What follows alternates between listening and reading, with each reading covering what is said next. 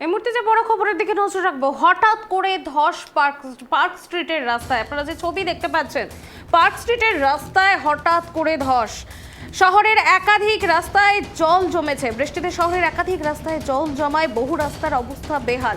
এ বিষয়ে বিস্তারিত জানবো। আমার সঙ্গে টেলিফোন লাইনে যুক্ত হয়েছে আমাদের প্রতিনিধি অভ্রদীপ। অভ্রদীপ, ঠিক কি করে এই ধস, এত বড় ধস নামলো কি করে পার্ক স্ট্রিটের রাস্তায়, কি জানা যাচ্ছে? একদমই দেখো, গতকাল রাতের ঘটনা। পার্ক স্ট্রিট অ্যালেন পার্কের সামনে যে রাস্তা রয়েছে, অত্যন্ত ব্যস্ততম রাস্তা, সেখানেই গতকাল রাত্রি 9টার সময় হঠাৎ করেই ধস নামে। রাস্তার বেশ কিছুটা অংশ জুড়ে ধস নেমেছে এবং সেখানে গর্তের সৃষ্টি হয়েছে এবং পুলিশ, পার্ক স্ট্রিট থানার পুলিশ এসে সেই জায়গাটিকে ঘিরে রেখেছে। যেমনটা মনে করা হচ্ছে যে অতিরিক্ত বৃষ্টির ফলে যে রাস্তার নিচে যে মাটি রয়েছে সেই মাটি অত্যন্ত নরম হয়ে গিয়েছিল এবং তার জেরেই কিন্তু এই ধসের সৃষ্টি।